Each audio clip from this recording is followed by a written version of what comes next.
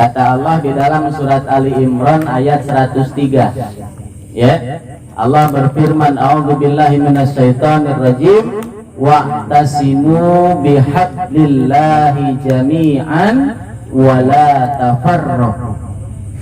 Berpeganglah kalian kepada buhul tali Allah. Berpeganglah kalian kepada agama Allah jami'an, semuanya berjamaah.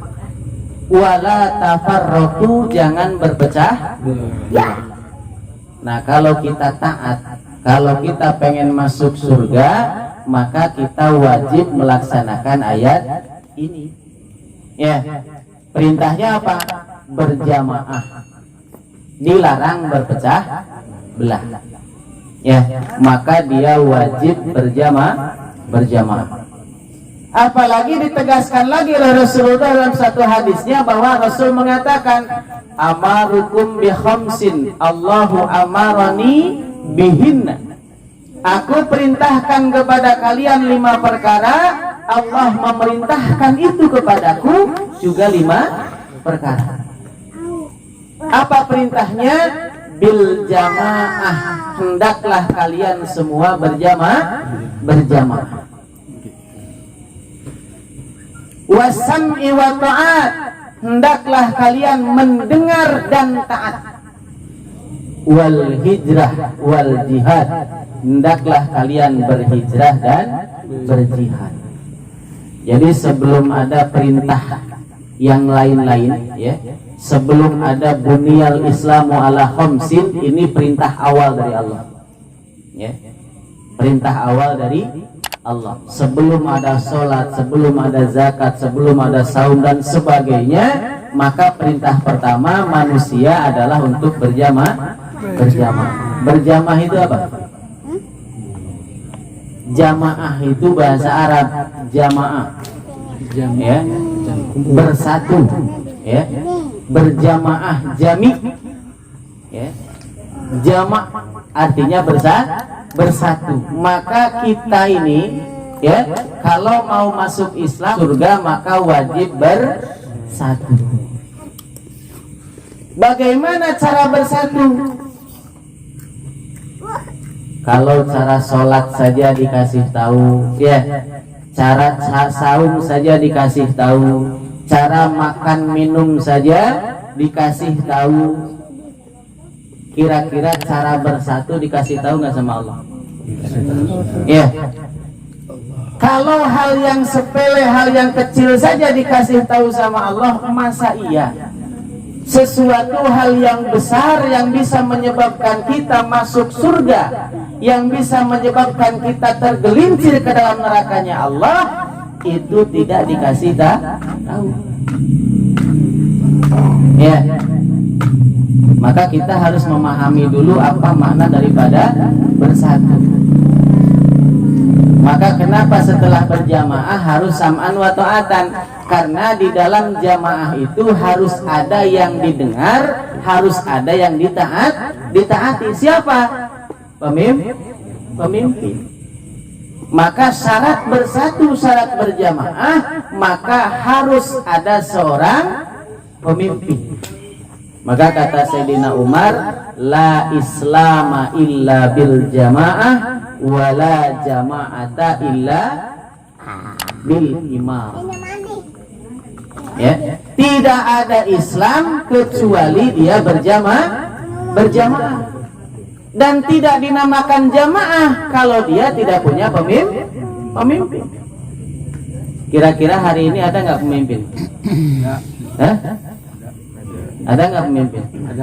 Ada. Di mana? Banyak pemimpin di setiap rumah tangga.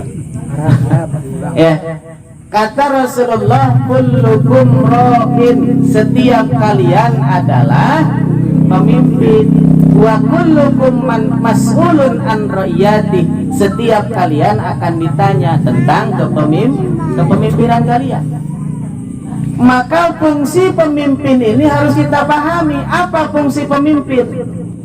Nah, maka dicontohkan oleh Rasulullah, ya, di dalam sebuah hadis Rasul mengatakan, kanat banu Israila tasusuhumul anbiya, sesungguhnya Bani Israel dulu dipimpin oleh para para nabi.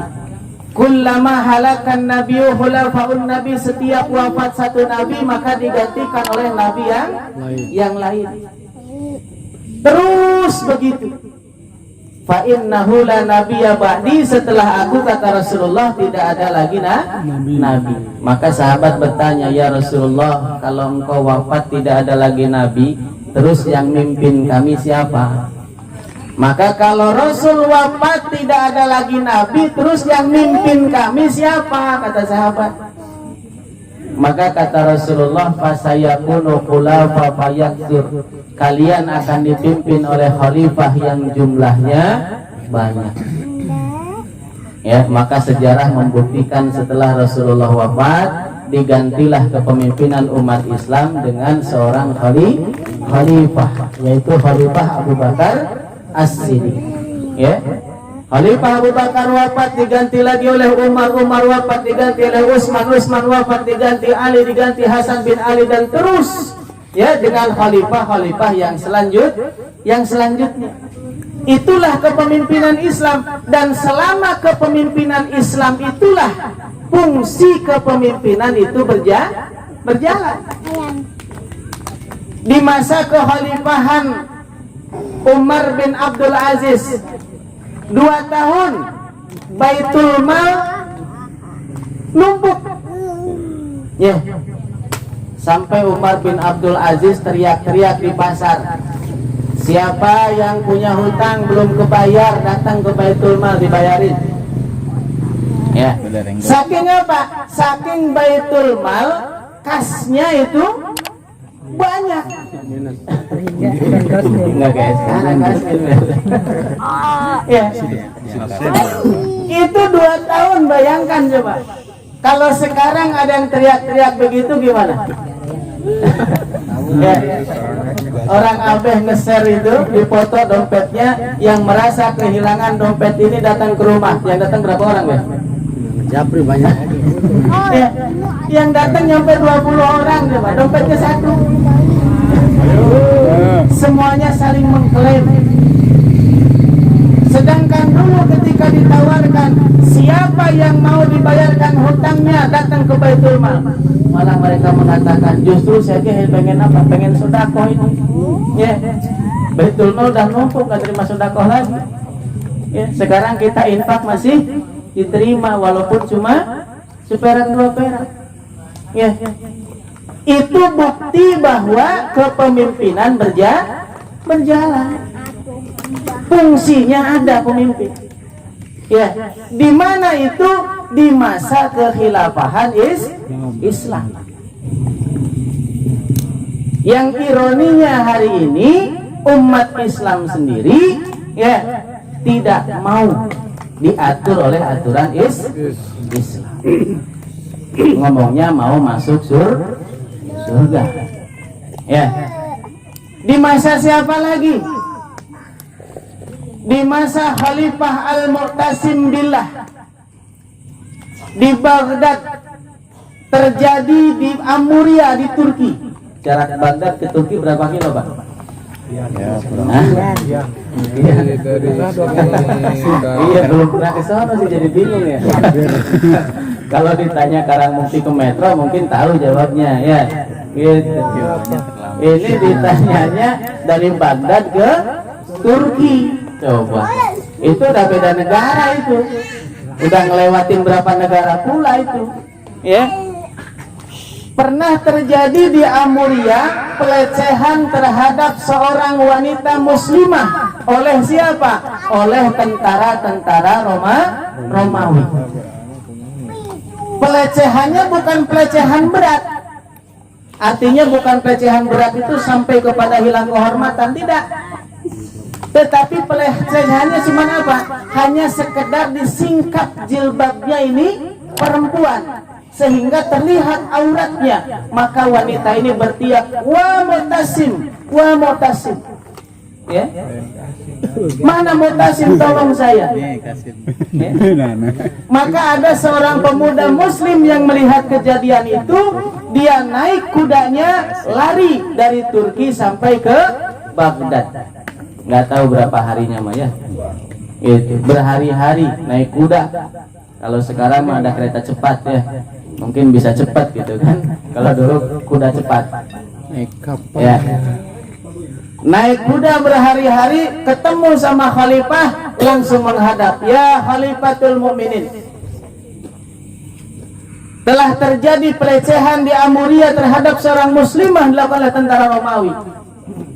Maka Mu'tasim Billah langsung kirim surat kepada Raja Roma pada waktu itu, dikatakan kepadanya, kalian adili orang-orang yang melecehkan wanita muslimah itu. Kalau tidak, maka akan kami kirim pasukan yang kepalanya sudah sampai di Turki, buntutnya masih di Baghdad. Coba bayangin ya, itu kepala pimpinannya sudah nyampe Turki, buntutnya ya, pasukan paling belakangnya masih di Baghdad.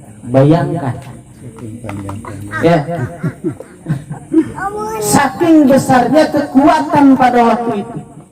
Itu baru hanya satu orang muslimah yang dilecehkan. Hari ini ya, bukan satu orang lagi, satu negara ya, satu dunia dilecehkan manusia, tapi tidak ada yang bisa menolong. Karena apa? Tidak ada seorang sosok pemimpin Islam, tidak ada sosok seorang khalifah.